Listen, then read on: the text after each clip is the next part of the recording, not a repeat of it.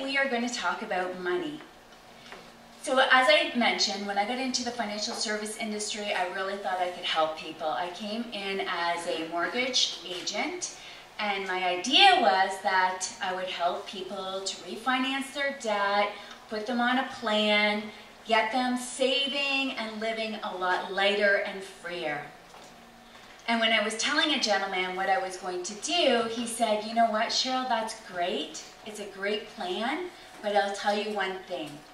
The people that you see today will be back in 3, 4, 5 years doing exactly the same thing. People don't change." Well, I continued on anyways, and as time went by, that's what I noticed. People were feeling good after they refinanced and they were out of debt, but they would start to use those credit cards again and they would get back into the same place. So I thought, okay, well, I'll become a certified financial planner and we'll do these beautiful plans for people. They'll have colors and graphs and they'll be able to follow everything so easily. But again, we'd follow up with people 6 months down the road and those plans were shoved in a drawer. They may have been looked at once or twice, but they went to the wayside. So I came upon money coaching. And money coaching, it's almost like money therapy, but of course I'm not a therapist. It's basically the bridge between the psychological world and the financial world, and it provides a pathway for people to go through. We start with a money biography. So your very first memory of money. If you can think back to some of your first memories of money and what they were, what would you say? And if I would really love everybody to participate, but if there's anyone here that would like to just tell me about their first memory of money, just don't be shy. Say it, please. Yes, thank you. My mother would wrap dimes and quarters and nickels or whatever in wax paper and put them in my birthday cake. Yes.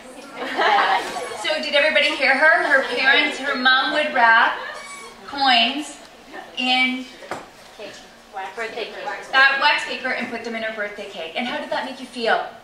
Well, great. But I would take my guests' money. Good.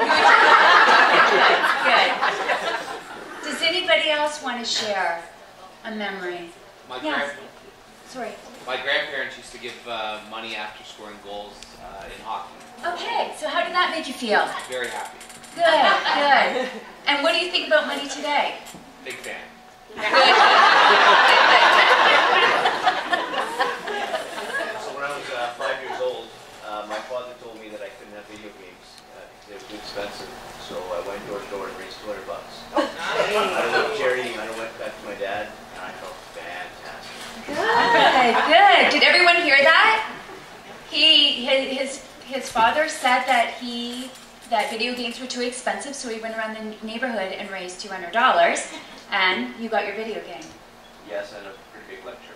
And how do you feel about money today? Oh, I love it. Love. Good, good, good. Does anybody have any other memories they'd like to share? Doesn't grow on trees. It doesn't grow on trees. Yes. And how many of those stories were we told when we were younger about money? Doesn't grow on trees. Who heard the story that it was bad? Only bad people had money. The rich were not people that we wanted to hang around with.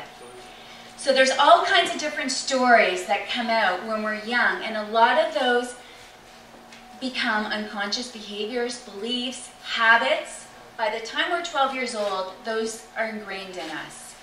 So imagine moving forward and we forget about all of these things when we're older, and we bring two people together.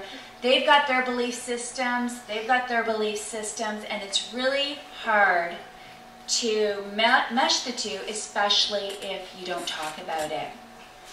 I sat down with a couple that was splitting up. They'd only been together for 16 months, and they were fighting over money, which was really hard to believe. Very young couple, and honestly, they were just fighting over the equity in a home. Equity that really wouldn't have been there if the market hadn't skyrocketed last year.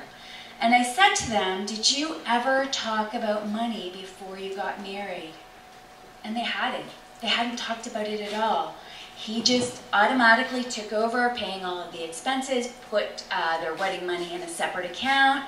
She didn't have access to it, and they didn't make it. And it's really, really unfortunate. So, most of you have cards. If you didn't get a card, please come and see me after. But these cards, on one side is a statement of love, and on the other side is a statement of fear. And I truly believe there's nothing random, and that you picked the card that is appropriate for you. And it may not resonate with you right now, but I encourage you to go home, read it, turn it over, maybe journal about it if you journal. But I would love for someone to share if it really meant something to them, if they picked a card that resonated. I got one right here Yeah. for you. So how is comparison complicating your life? Imagine the simplicity of doing it your way. Exactly what I'm doing right now. And how so? I'm just doing my own thing, doing what Mel does best, and it, bringing out the life of the entire atmosphere of everything that's going on tonight.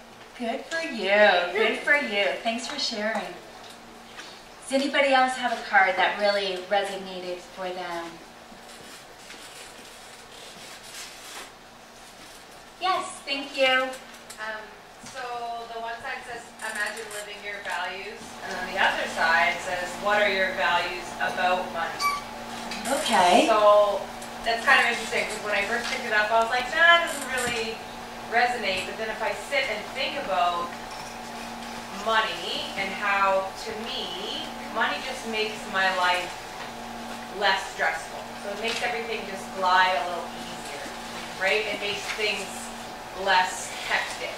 And so imagine living that in terms of being able to be financially in control, being able to live the way I want with ease, without stress, because of the way I'm valuing my money, I guess. It's kind of interesting. That's awesome. Thank you for sharing. And if you think about that, if you were valuing your money differently, would you be spending differently? Would you do things differently? Yeah, it's honestly, it's quite interesting, because I, now compared to 5 years ago, I'm in a much different financial situation, and the differences in how I spend my money is quite interesting. Yeah. Good. Thanks for sharing. Thanks for sharing. Does anybody else want to share? Want to share? No? I would love for you to share, really, anything. Please do. I have one. Okay.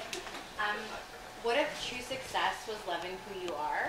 So that's the red side. And that resonates very much with me, because I think there's so many things we can do and to acquire, and things are just things. And if we can just value who we are and our experiences and just keep going that way, that's kind of where I find my success. Great. Thank you for sharing. I truly believe that if we take a step back and dig deep into our hearts and really think about what we actually value and what we actually want from our life, it would be slightly different from how we're actually living. Social media has created a lot of stress for a lot of people. We look at our friends on Facebook, and they're living these absolutely amazing lives. They're probably all on trips right now, and out at the shopping malls, or bigger houses, better cars. But really, one thing I've learned as a financial advisor, what you see with the naked eye is not actually what's there. People are living with a lot of stress. We have people that are in debt. I think with the last quote was $1.71 for every dollar we make. So I encourage people to, even if it's difficult, to take a step back, dig deep into their heart. Maybe they have to downsize, maybe they have to sell a few things, but they definitely need to change, and we need to start talking about money. So I encourage you all to go home, talk to your spouse about money, talk to your kids about money, learn what you may have avoided, and then move forward. Thank you.